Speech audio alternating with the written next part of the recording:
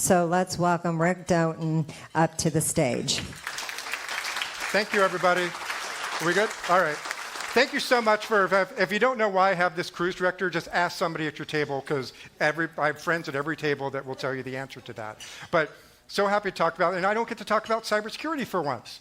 You know, this is a topic that's really important to me, and I'm just going to get right into it. But first, those of you know, where's my, did I switch to the thing yet? You've seen my face long enough. Where am I? There it is.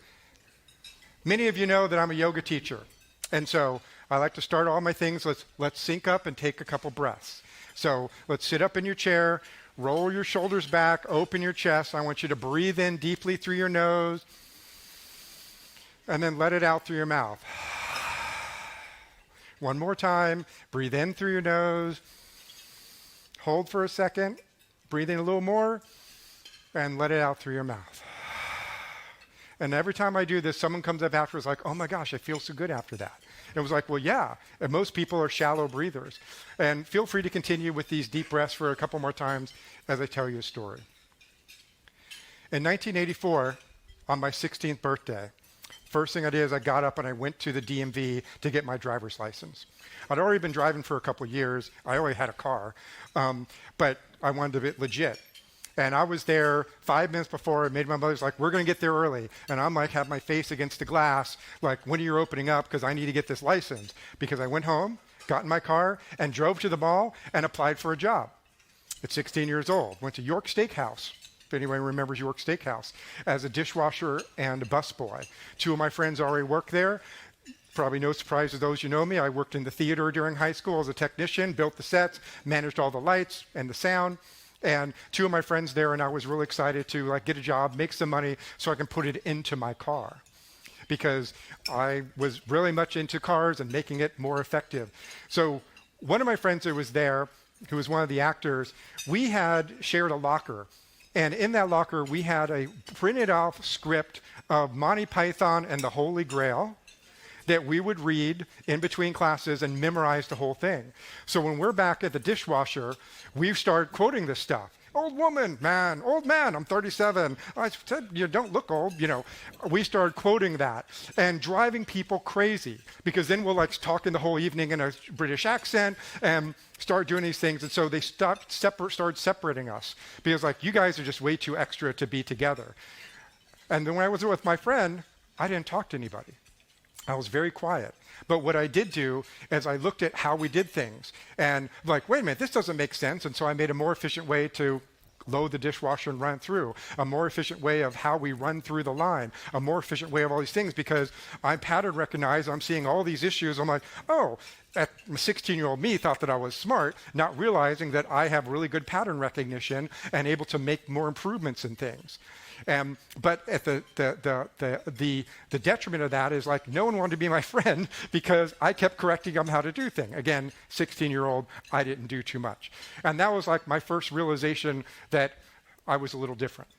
And so we're talking about neurodivergent.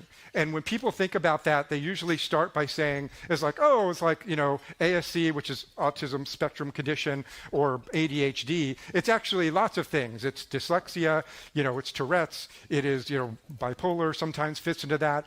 And there is a lot of, so this kind of area all kind of fits into neurodivergent. For most of my talk today, I'm really just talking about the ASC and ADHD side, though 80% or 60% of people with one comorbidity have another. And don't think I knew that word before I read it the first time and looked it up. It means that you have multiple conditions of these things. In fact, 40% of people with ADHD also have depression, and 50% also have anxiety. They kind of go together. And so why is this important for our industry? Because when I first started looking into this, and I've spent 25 years managing, ethical hackers from the late 90s to late 2000s, forensics people, incident response people, DBAs, all these, and I found that I had a really good knack through my pattern matching of understanding how to get them motivated and how to keep them successful in these people who think differently than your average bear. And when I started doing research in what neurodivergent, and there are some people that I'll kind of call out later who are neuroscientists on TikTok and on YouTube, that really are digging into it, because up until a few years ago, all the research on neurodiversity and particularly autism were on middle-class white boys. And so there's not about women, not about minorities, not about any other thing. And so, we didn't have a lot of information, but now there is. And we're getting a lot of great information. And what this helped me was be able to articulate the things that I've always known. Like in security, what do we always say? It's like we hire based on personality. It's like the aptitude and personality. I don't care where we went to school, don't care all these different things. But what is that personality type? What is that aptitude? That's what I'm going to explain today. And then also how to be able to manage these folks who will, again, think a little differently. This is not a condition to be fixed. It is just the way the mind works. And I'll talk a little bit more. But why is this important? Because when I first started looking at this, and I'm looking at different trends and things like that of different traits of how people are, which I'm going to go into, I said, I don't know anyone who's not this way. But we're in this industry, and everybody in this industry is somewhat this way. And let me make the first time, I'm going to say this probably 5 times today, is like the disclaimer that I'm not here to diagnose you. I'm not here for you to diagnose yourself. I'm not here. I'm just showing you different traits and commonalities of people who think this way, and how are different tips to be able to be effective and be able to move forward in your life. So just to kind of make sure that is there. So what are some of these attributes? So I talked before, excel at pattern matching. The other thing I want to say is usually I don't put that much words on my slide, but I know this is going to be recorded and I know it's going to be public. So I put more information so that you have this as a reference later, which will come in handy as I get a little further into it. We have an hour together, but I promise you it's going to go quickly and we'll be able to have a little discussion about it. So pattern matching, understanding with structured systems, attention to detail, and, learn things very fast. I don't remember which Marvel movie where the Hulk asked the other guy, the Iron Man guy, is like, hey, when did you become an expert in blah, blah, blah, blah? He goes, last night. It was like the ability to pick up things based on pattern and learn things very quickly. So there is that 10,000 hour rule to be an expert. Doesn't necessarily apply to many neurodivergent people.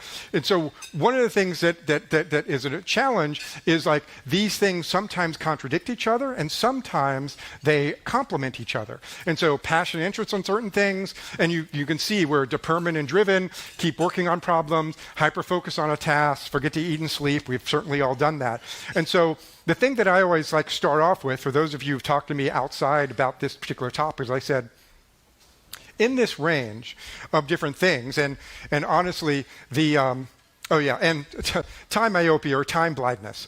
How many people don't realize it's like when I'm estimating how long it's going to take, it's either like way too long or way too short, or be able to miss things because they don't realize that they get caught up on something. That's another one of these things. I'm very happy to see that this is getting more attention.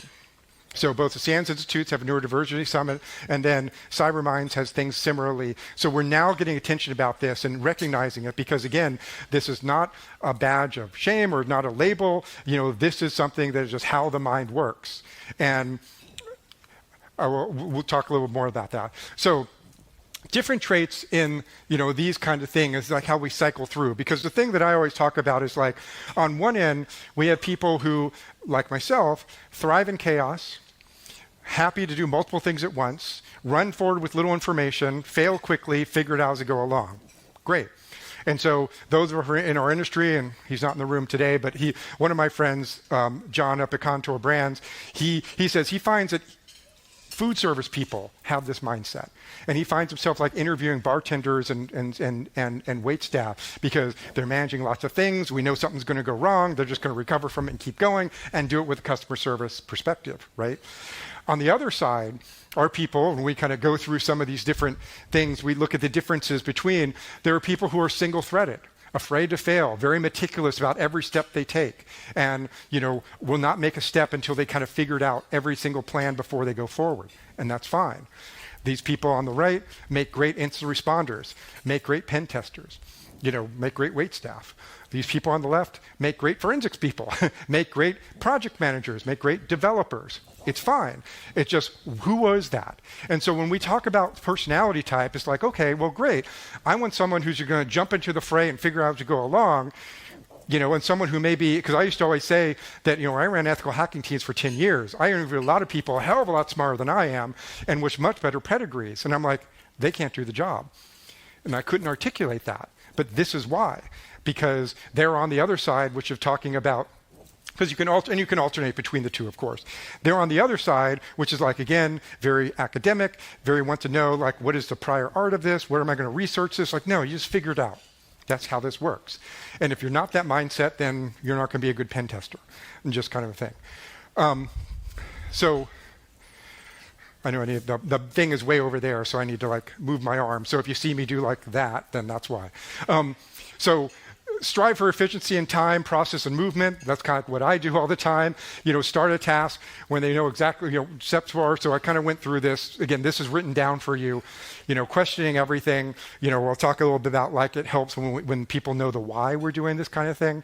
The efficiency thing, no surprise to for those who know me, like 5 years ago, I was a bartender on the weekend on a dinner cruise on the Potomac River in Washington, D.C. before I moved down here 4 years ago. I always wanted to be a bartender, but I don't drink. And so I'm like, hey, people said, oh, you can't be a bartender if you don't drink. And I'm like, no. Then I went to a bartending school who said, no, that's ridiculous. It's a formula. It's like baking. You don't have an opinion on it. You make it the way you make it. But I have the personality, as you can tell, to really want to do that. And so what I loved about it was this game theory of, okay, I have these 6 drinks to make, and I'm going to do this in the most efficient possible way and get them all done at the same time. And that was like how I loved it. And there were people who came in and didn't have that mindset. And I'm like, what do you mean? So again, leaning into the things that's a superpower of you or your partners or your kids or your coworkers or your staff. And remember that we can alternate between these two.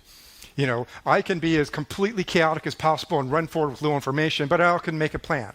I make a plan to go this far, but then be able to wing it when I have to. These are things that are traits that are important to be able to manage. Because everyone kind of thinks, and when I talked about the spectrum, it's not like this, okay? Whether or not you have more neurons in the brain that are firing synapses is the thing that makes your mind that way. My mind is that I just happen to have more than that. It's not like, and the manifestation is the things I was talking about before is how is it related to the world? So the reality is it's really kind of this spectrum here, right?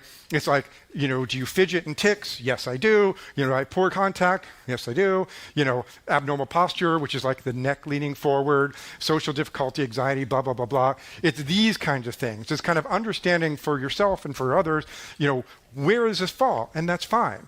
When I was running teams and I had folks that were, the best at hacking something and deconstructing something.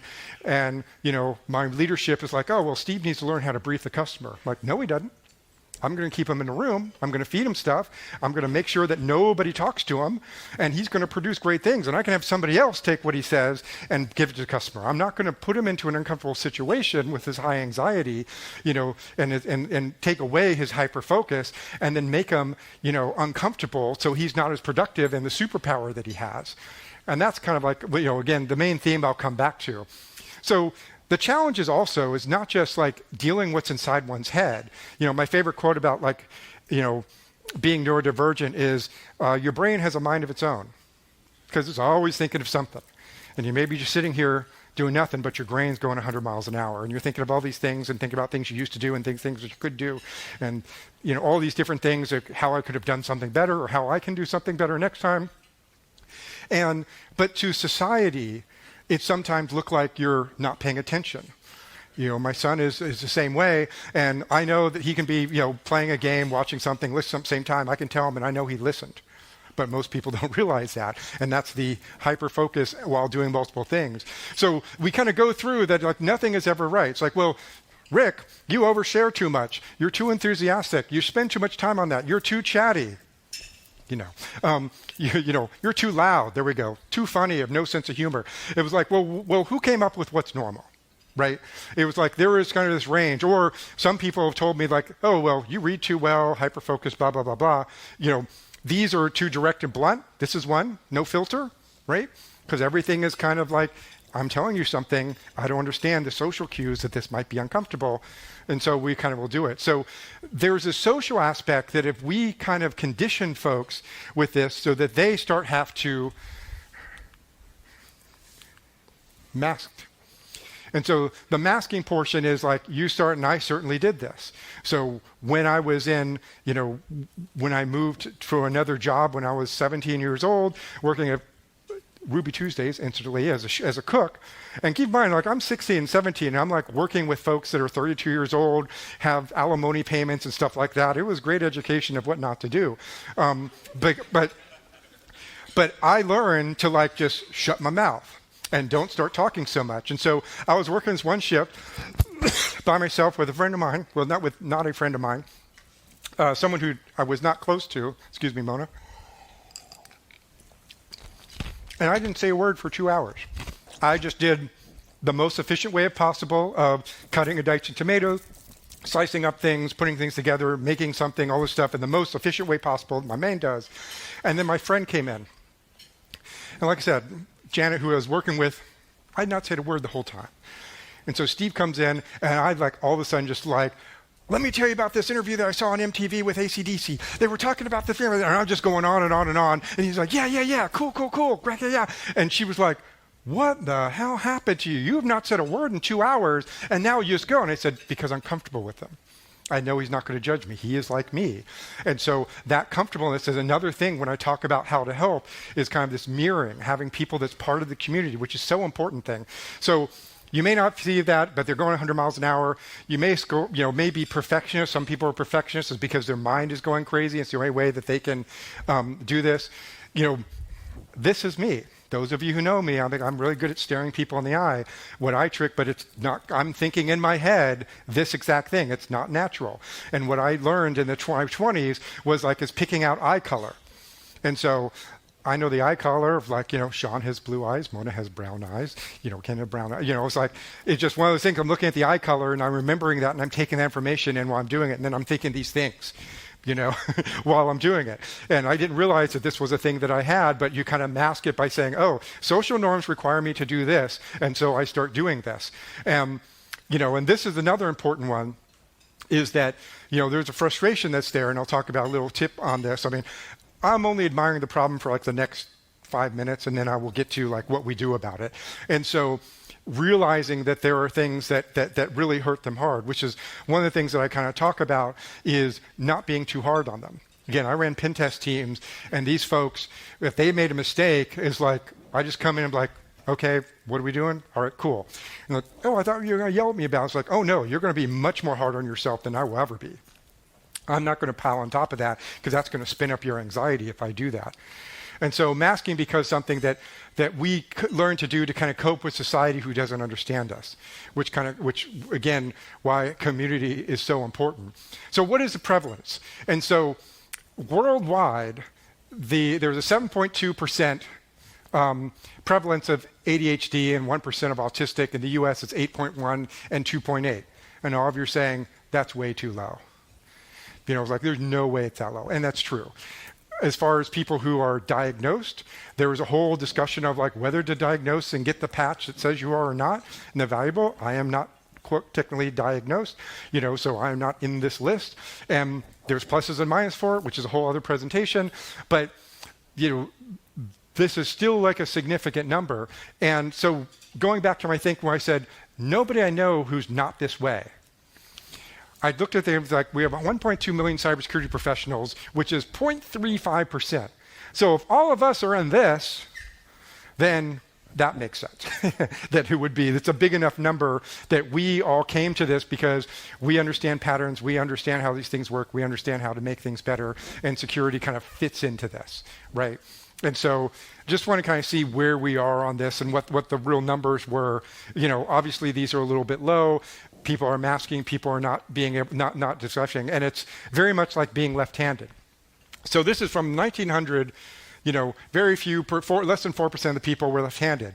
And then you get to like 1945, and they're like, okay, now how come everyone all of a sudden started being left-handed? And those of us who know patterns are immediately say, oh, because my father was born in 1940, and he is left-handed. And he told me that he was one of the few people in his age that was allowed to be left-handed because they beat it out of them. It was like, oh, no, honey, you don't write with this hand, you write with this hand. It's like, well, this is hard. It's like, well, you're going to have to learn how to do it. So now you have a whole generation of, generations of people up until we kind of accepted left-handedness was a trait that is kind of born into you and not something to be, cured or medicated against or whatever, and let them be left-handed. I mean, still left-handed people are like, higher mortality rate, low mortality rate, whatever, just because the world's not made for left-handed people, and you know what I'm talking about. Yeah, but still, imagine how hard it was when you couldn't be that way because the world was not made for that. And so I think that this analogy is obviously to what we have. It's like there's a lot of people this way that we're still down here, not identifying, accepting, or letting people be who they are and identifying that. And hopefully in the next few years, this will be much more acceptable to be able to go through.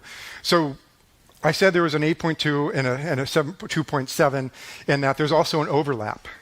And in the DSM-5, whatever we're up to now in psychology, there is a category for ADHD and there's a category for autism, and there is no category for both.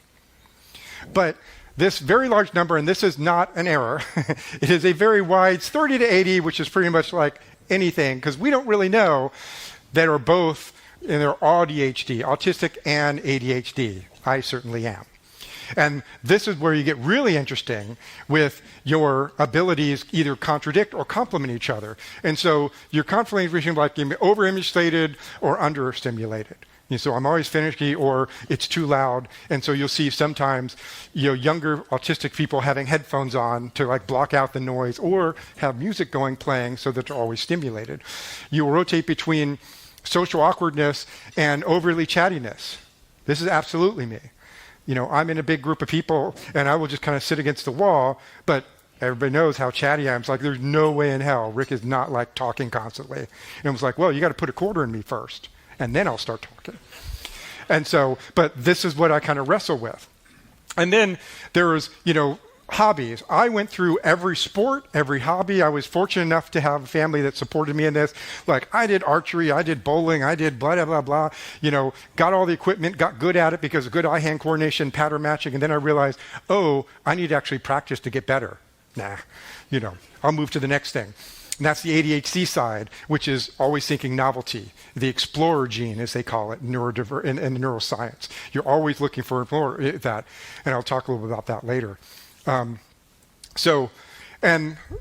different versions of your traits show up in different situations, and also they may change as you grow and you age. I was much more shy until I was in my early 20s or mid 20s, and then I got very, very even more chatty publicly. And so these things can change. There was a study going back in the history, and this is my last slide before I start talking about what we do about it. In 2016, University of York in the UK has this thing where they talk about going back tens of thousands of years and this kind of mutation in our brain that gives us more neurons that allows pattern match and look at how things relate a lot better. This has been a social advantage. And so at some point, somebody's like, the sun does this, and if we grow our crops here, we'll be more effective. These animals go this way, and if we follow them, we're going to do that. There has been some little superpower person that comes in and figures out how we move this society forward and get better. And no one said that they were autistic. No one said because that word didn't exist. They happen to be the sage or whatever. And if you look at every single, Bach, Beethoven, Mozart, Leonardo da Vinci, Michelangelo, whether it's an artist, whether it's a musician, whether it's a scientist, whether it's an inventor, congratulations, they were all neurodivergent. But we didn't have a label for that. But their mind was always thinking about patterns and how to make things better and how to improve things. And fortunately, they had the flexibility and support to be able to do something about it. And that's how we have improved our society over time. And so this kind of goes through that. And this particular paper talked about that. Okay. So now we get into what do we do about it. And so, all right, yeah, I'm good. 25 minutes in. I didn't want to be admire the problem for too long. Manage energy, not time. this is the thing about like figure out when and where. So I had a guy, when I was a CISO 10 years ago of a mid-sized company, my number 2 guy, Chris, was certainly like me, and he was a night owl, and that's fine. And so I said, just show up whenever you show up, because I know you're working till 4 a.m. at whatever and whatever. I was like, just let me know if you're going to be here for lunch, because I'll be really pissed if you don't show up and I miss lunch because we don't go together. Like, the only thing I care about. Everybody else is like, wow, Chris comes in late. It's like, no, he doesn't. He comes in when he's ready to work. He's managing the energy. I'm a morning person. I'm up at 6 a.m. I get all my good stuff done by 7:30. That's where Rick is most productive. And so, but my son, who's 27, he's a night owl. And so I call it like changing of the guard. So I come down this morning at 6 o'clock, and there is Max from the night before, still on Discord talking to friends of his and around the world. And I'm like, okay. And then he's going off to bed, and I'm starting my day, and we're changing of the guard. And so that's fine. He would never be successful if he had to get up at 7 a.m. and go to a job. And so, why are we making left-handed people try to write with their right hand? But think about like managing the energy periods, before or after. I want to talk a little bit more about, different maladies in how to kind of lean into that. This will come into play again later. So splitting tasks and manageable increments. And this kind of like makes sense. It's like, yeah, we know that. But there's also like these short-term gains because, the ADHD side, we thrive on dopamine. And so doing something successfully gives a little dopamine hit, and then I want to do it again. And that's why some people like to have checklists. And I'll have in a couple slides, I'll have a list of apps that really, really are helpful in either defining what to do or give you a little checklist so you feel. That was when I was working at Ruby Tuesdays as a prep cook and as a line cook. I'm like, okay, we're making this, and I get to check off all these things when I complete it. Dopamine hit every time. I'm doing that. That's great. And so, when you find that, then great. And then use momentum. So sometimes like doing quick tasks, I remember the Franklin Covey model of time management, where like this is important and this is quick, and then you kind of do the math of do these things first that are quick and less important than the real important things that take a long time. That kind of gives you that momentum. And so sometimes you have to prime the pump. Do something simple to be able to get started. And I do this all the time, when I'm helping my sons out. Body dumpling is the other thing I do all the time. Just having somebody sit in there with you. It's like, hey, I need to work on this, but I can't focus. Can you sit with me? I'm doing something else, but sitting next to Debbie here, and because she's here, I am feeling motivated because she's working and I'm working. That's why a lot of people go to coffee shops to work. It's like, okay, I can't work at home. I need energy to be able to help motivate me to work. So if you have somebody who like has a hard time getting started, I'm just going to sit next to you, and we're just going to do it, and that'll kind of like help them focus. Very, very, very common one. The reason, sometimes it's like there needs to be a why. It's like, what's the big picture? Why am I even doing this? Why did I have to take algebra? And so giving them that why, ahead of time to say, here's the big picture. Like, oh, okay, cool. Because if I just come in and bark an order at somebody and walk away, they're like, well, that doesn't make any sense. I can think of 3 reasons why that happened, blah, blah, blah. It's like, okay, here's why we have to do it, and go that. Not everyone's that way. But there might be people who really just need a little more explanation. Years ago, I was working with somebody who, he didn't like to be barked at orders. So if I would said, Adam, go get me this thing, or Adam, do this other thing, he was like, what? What do you mean? What are you telling me to do that for? But if I say, hey, can you do me a favor? Yeah, what? Can you do this thing? Love to. Go ahead. Sometimes just a little bit of, giving a reason because they're doing it a favor or do this. And then this is another important one, is transitioning. My wife struggles with this, of like getting to go to do something, which is like, okay, I'm going to tell you a month and a half ahead of time, this is going to happen. And sometimes, people will freak out, like, oh, we're changing this, we're doing that. It's like, oh, I'm not ready for that. Understand that when you see people react that way, again, it's how their mind works, and they need to process and be ready to do that. And so make sure, and it could be as simple as making a phone call, like, oh, I have all my things together, I need to make sure I'm there, what's going to happen, go through my scripts and everything. And if you kind of, spring it on them, then they're all panicky because they're not prepared, because they're one of the other things that I'd mentioned earlier. And so understand and manage transition. So if there are people that you're dealing with, or yourself, that it's like aren't good at like twitching on the fly, then sit back and look, okay, what do I need to transition? What do I need to know to make me feel comfortable to be able to do this? And so it makes a really big difference in progress in that way. And there are tools for this. Here are some that are specifically like ADHD tools. Goblin Tools is kind of a fun one. So what it does is, kind of like ChatGPT, it says, I need to clean the bathroom, but I'm going to procrastinate on that because I'm thinking like, how am I going to do it? And that transition thing from cleaning it to not cleaning it to cleaning it. And so I need to get a little dopamine hit on it. So what Goblin Tools will do is say, how do I clean the bathroom? And it'll say, find the cleaning supplies, take everything off of the counter, wipe down the counter with this, and then you get a little checkbox. So you get that dopamine hit of checking these things off. It'll give you lists. And some of these do very similar things, but just giving this out. In this presentation, in the notes, I have the links to all of these. But that help you through this, depending on what it is that you need help with. Goblin Tools is like, I don't know where to start. Great. I'm going to give you the steps to do some very basic task. Great. Others, like 30-30, is like, I'm going to give you a timer.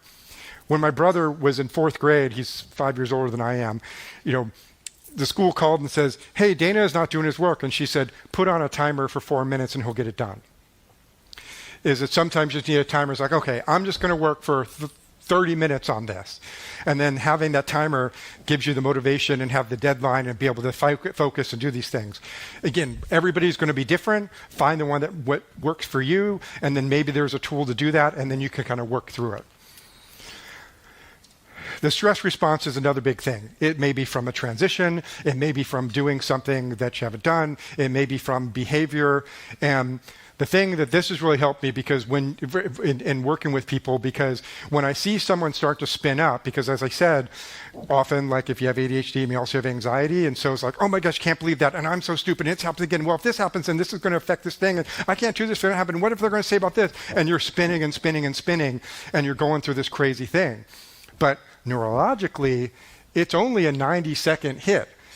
But then what happens is it extends because you start spinning up of thinking all these things. And so what I talk about, do I have a thing?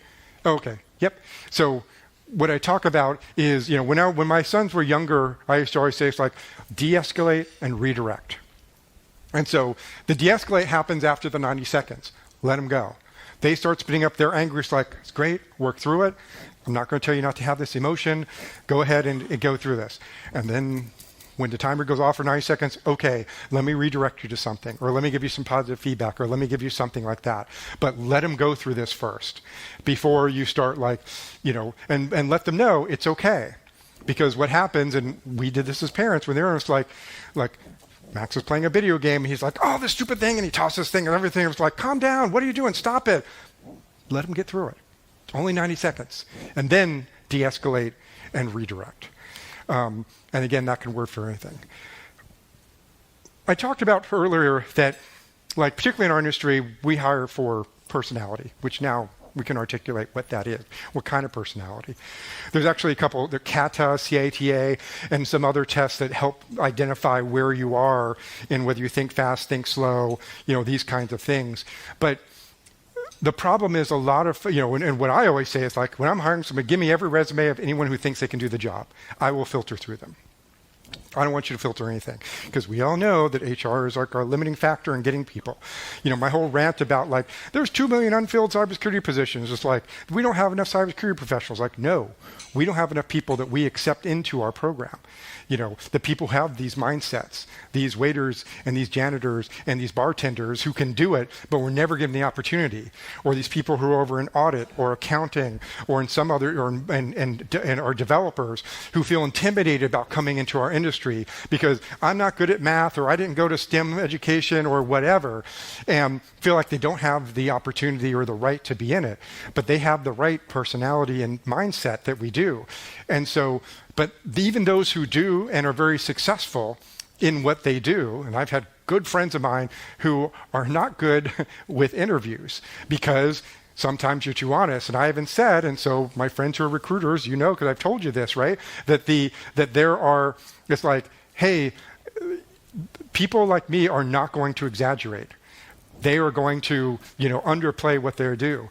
They're not going to be confident in their abilities, even though they're going to be rock stars. They might be good at communicating or explaining something because they have this anxiety or don't know how to articulate, or they may be overstressed because they know that they're usually not doing good and they're starting to spin up. And they might be able to express themselves, but as well of the topic that they have. And then not to mention that, well, I'll save that for a minute. One thing in here is that, particularly in a big company like mine, HR wants to have a very subjective list. It's like, these are the questions you ask everybody, and you measure how well they answer the questions, and it's all very subjective. And we have the math to be able to have plausible deniability. We did it fair, and we weren't favorable in somebody. That's the worst thing in the world to us, because we don't understand, because you're not getting how well do you handle things under pressure, how well do you do these things, how do you think. Those are not part of those questions. They're all very academic, and we don't get to really understand them, and so they don't do well in tests. So what I learned years ago when I was managing ethical hackers, my little trick was I did all the talking. No surprise. It's me, right? And so, but I would see what they reacted to. And so I'm like, yeah, it's like, here's the kind of things we're doing. We're doing this kind of thing with that. We're using these tools, Nmap and all this stuff. We just script, and I see what they react to. And so they get excited about something like, okay, they know what I'm talking about. Or if I'm talking about a certain concept, then they kind of glaze over yeah, they don't know what they're talking about. And so I got really good at talking 80% of the time, which is easy for me to do, and just seeing how they react to different things to say, oh yeah, this person knows exactly what I'm talking about. They reacted for all the right things. They were excited about the things I said, and they clued in all this stuff, and they kind of got so moved to chime in and says, oh yeah, we did this. I'm like, great. Because I want to get them excited enough to really open up. Because if I give them tell me about your experience in this and what tools you have and your level of experience in those tools. Well, which ones are you talking about? Then all the whys come in. Well, I kind of use this, but it's not really, are you talking about that? And then I'm thinking well, what do they want to hear and all this stuff? And then they don't give a really good answer. So this is kind of how I found to do it. But it's also something to keep in mind that just because they didn't interview well doesn't mean that they're not good. Self-medication. When I was in college, my college roommate, who was this larger-than-life, great gentleman, was undiagnosed bipolar. My mother was a psychologist for years. She ran substance abuse treatment facilities for years. I did sessions for her in her residence for a long time, so I understand this topic very well. Self-medicating, if you were a bipolar, it's okay, alcohol is a depressant. There are other things that are stimulants, like Red Bull, and then there are mood stabilizers like marijuana. And so he had all those things to try to stabilize his mood. When he's up, he drinks more. When he's down, and then stabilize the mood. This percentage of 43% of adults with ADD, and this is from a specific research study, have alcohol disorder. 43%. People self-medicating because they don't know why, or they're on the other side, they just drink a lot of Red Bull. Because you think, why would stimulates make you focus more? Well, because it kind of occupies a part of the brain that helps you do that for the things you need to, compared to 10% of the general population. And so this is something that can be a problem, particularly when they're underdiagnosed and they don't know why they are doing it that way. And then I just want to say, because when I started researching this and I found this one, it goes back for years. This is a well-known thing, that there are lots of studies talking about this that we kind of ignored. But I just want to kind of keep this in mind in the people around you. And then there's another element, and these are only 2 downer slides. I'm sorry, and we'll move on to something more exciting as we kind of close out. It can be trauma-based.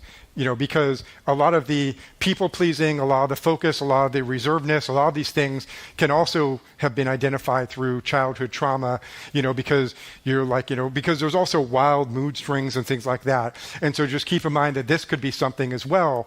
And so there's a thing called the ACE test. You can go look it up. It's 12 questions that just kind of say, hey, you okay?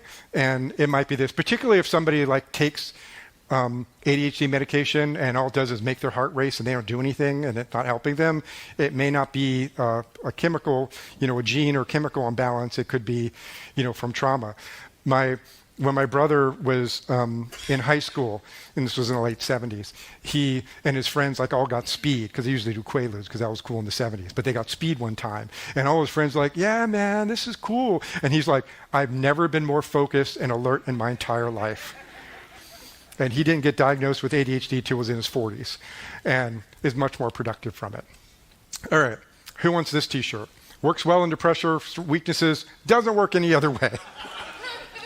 Absolutely they. So the thing when you kind of like, I want to talk a little about trust. When you understand that people are this way and they understand they're this way, when I was in high school, when I did my, I had a term paper, I would plan to do it the night before.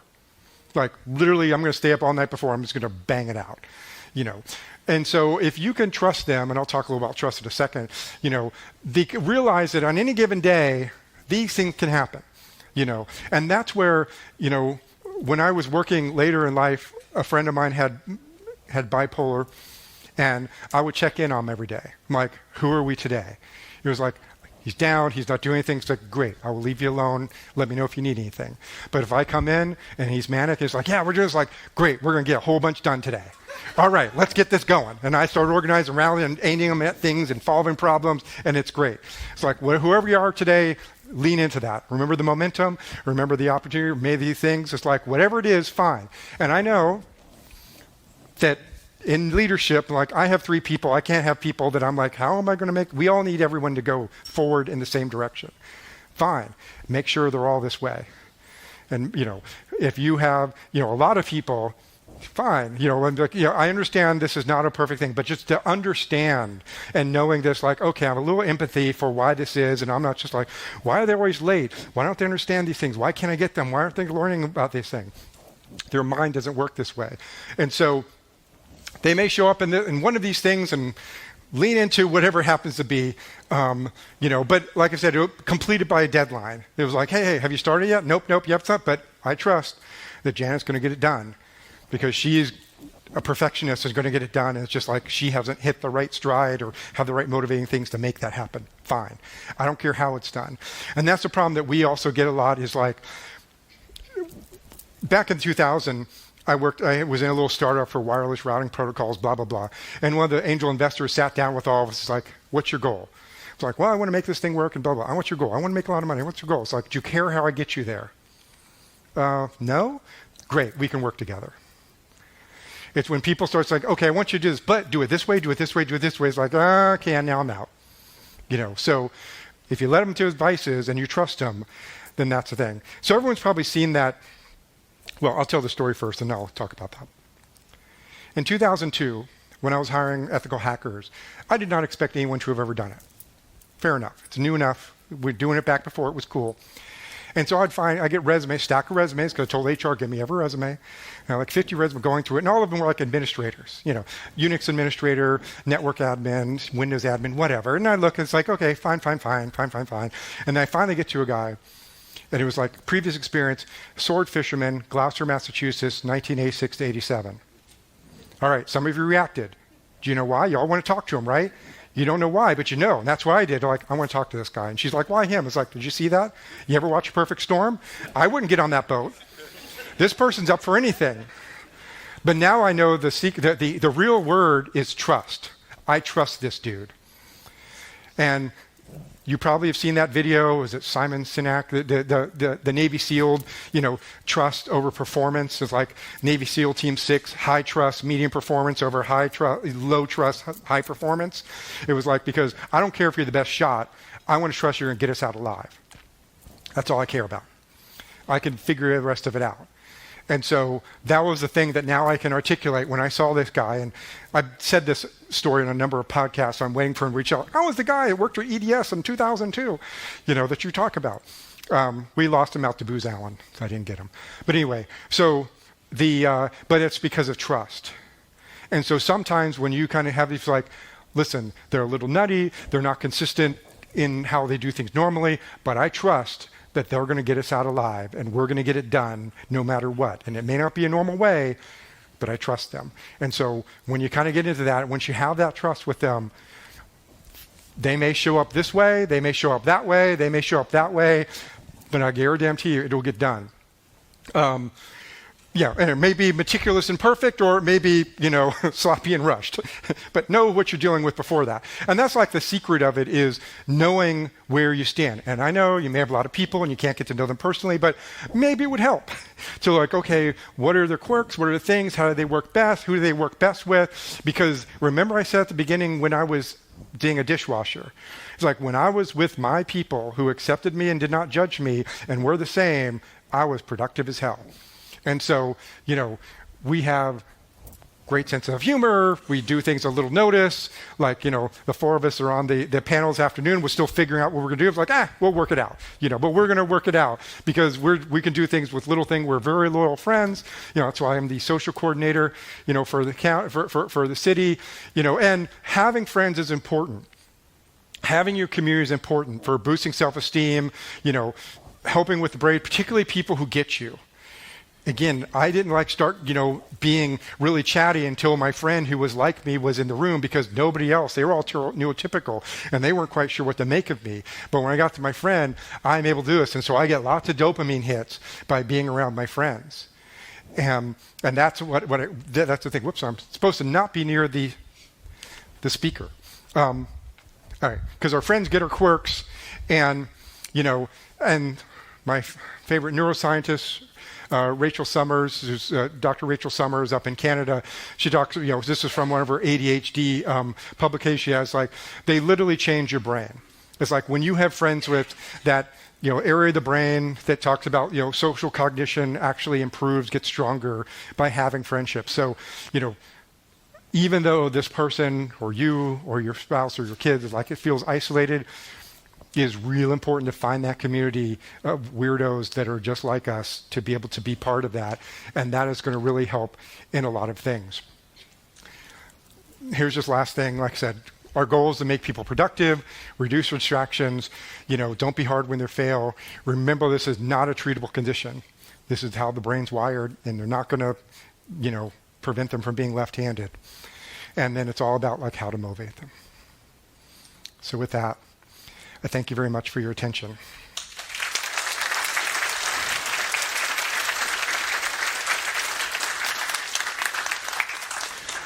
And so if we have any questions, so I have 10 minutes. Great.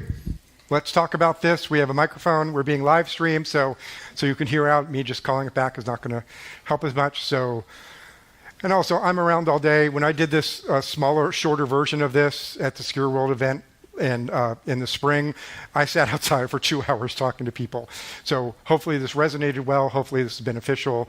But yeah, happy to answer any questions that you may have on the topic or on anything.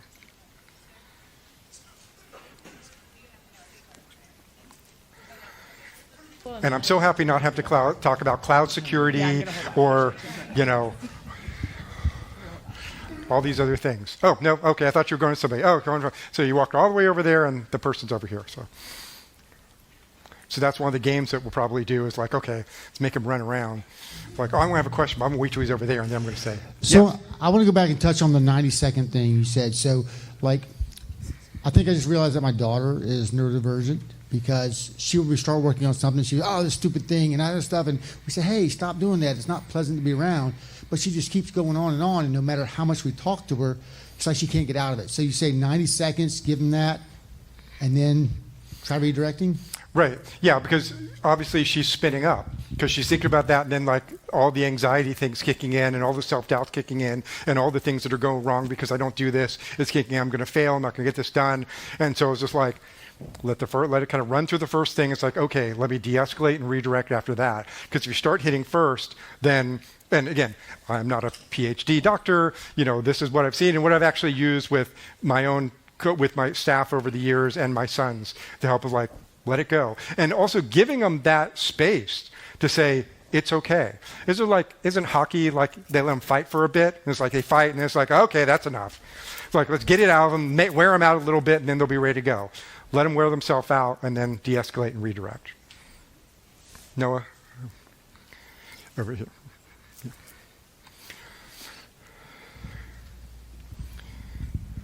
So, right, as you know, one of the major topics we all get is how to communicate with the board. Yes. Being that cybersecurity has a lot of neurodivergence in it, I'd like to hear you opine on how to facilitate some of that communication, what you think that impact is, right? Within our teams, it's super easy. We all get each other, right? But then when you got to take what you've done or what happened and explain that in a logical kind of fashion to the CEO, CFO, and board? Absolutely. Now, I actually have a keynote on that specific topic, and we talk about that on our panel even later today. But yes, it is either find the person who knows how to do that very well on the team, or you're going to really have to kind of practice, because remember that they may be similarly, but in different ways. And so what I talk about in my keynote about talking to boards is understand them as humans. So the same thing as you're managing down, manage up the same way. When I talked about my friend who I worked with, it was bipolar, he was my boss. And so it's like, I'm here to make you successful. And it's like, what do you like to hear and what way you like it to hear? You like numbers, you like this, you like that, you want me to tell a story, you want me, I had a CEO that was absolutely ADHD, and we'd have these 5-minute stand-ups. I'd go in his office like, hey, here are the things you need to know. It's like, hey, here's what I need to know. Great, good meeting, let's get out. Because if you already know the patterns, like, I don't need to explain it.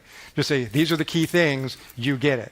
So I would say, learn the board and kind of what their quirks are and what they want to see to help kind of tailor that. Because it may not be the clash of like, yes, when I was a virtual CISO, I had people trying to give like 40-page PowerPoints to the board about what versions of Oracle and crap they are. I'm like, no. Think of them as all being ADHD and just get right to the facts so quickly. If they have anything, go. So maybe try to lean into the advantage of that. Like, I'm just going to give you the top level facts. You either figure it out on your own or you'll ask me and I'll be happy to explain. Someone over here had a question? Yeah. Mm-hmm. I know you've all eaten, so it's not like I'm holding up from lunch. Those dessert coming out, am I holding up from dessert? Anyway, I know there'll probably be other. Yes. Hey, good afternoon. You mentioned different people showing up at different times and capitalizing on that. In my limited research, I saw a term called chronotypes. I was going to see if you thought that was a real thing. And then forgive me, it's a two-part question. So not everybody can show up right from 8 p.m. to 4 a.m. if that's how their mind wants to work. So how do you leverage time management in those situations to sort of fit a round peg in a square hole? Right.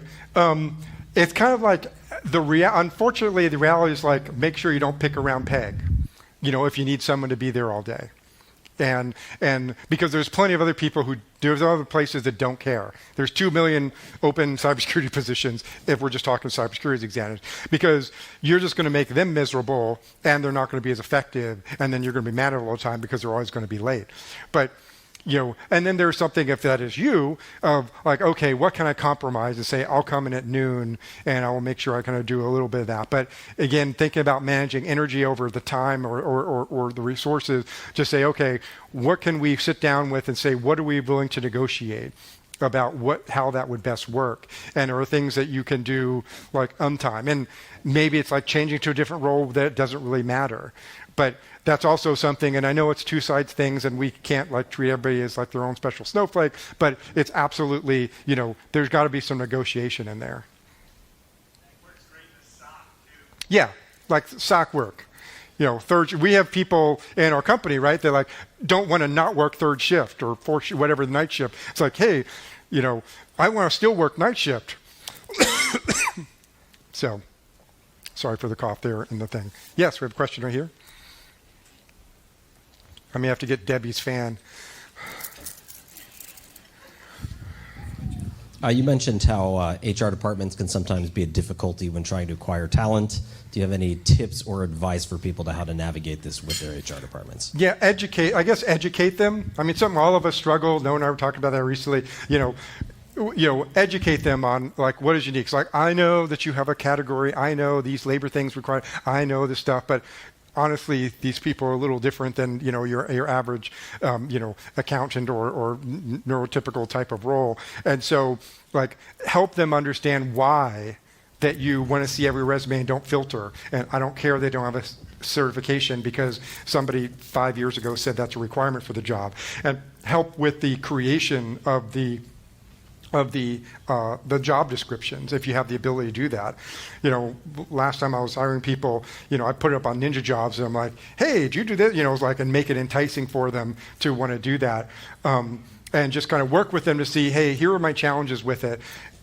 And your mileage may vary, because there might be certain categories, particularly if you do contracting work, to get certain levels, to get certain things, and but keep in mind, it's like you're going to lose out to the best people who don't have that restriction, and that's what I kind of tell them. It was like, yeah, great, you want to show up and wear a tie every day. It's like, well, the other people don't care about that, and if you want the best people, then we need to be a little flexible. there's a question over here. Yes. Hi. Hi, Rick. So, as a member of the community, which you've just described, thank you so much for giving a voice to those who either don't know or may have others in their life who may be a part of that community, don't know. So, thank you again for giving a voice. I appreciated You're welcome. the conversation we were able to have after Secure World. And I see a couple of other people who were there, and just being able to share those experiences, find our community, find other people like us, and make our brains happier and better. So when neurodivergent people are looking for their next role, and they want to find those managers, they want to find those leaders who are receptive to managing neurodivergent folks, how do they find them? Where are they? Are they all on your podcast? How do we locate them, right? Because that's been a challenge for me, and I'm sure it's been a challenge for other neurodivergent folks. And then it's like, oh, well, if you can connect with other neurodivergent folks, and you can say, oh, well, where do you work, and are you happy, and oh, your manager's cool, oh, you have more flexibility to do whatever, you have the ability to achieve flow. How do we find those people? It's not going to be easy. I mean, that's why I'm the cruise director here. It's kind of like bringing people together. And hopefully now we have 200 leaders who now will understand this more, and more that are on the live stream, and more that will watch the video afterwards. And that's why I am trying to socialize as much as possible, and that the SANS Institute have done it, and CyberMinds do it. I'm going to be on a podcast next month on this topic. And so the more that we can explore, because you're right, it's like identifying that and kind of educating them. But otherwise, it's what you just said, as you figured out in the pattern. It's like, okay, well, I know that Josh is this way, and we're going to do this thing, and I know this person is this way, and we're going to, you just have to kind of keep trying until okay, I see you don't get me. I'm going to move on. But yeah, it's very difficult. And of course, my phone is ringing in my pocket.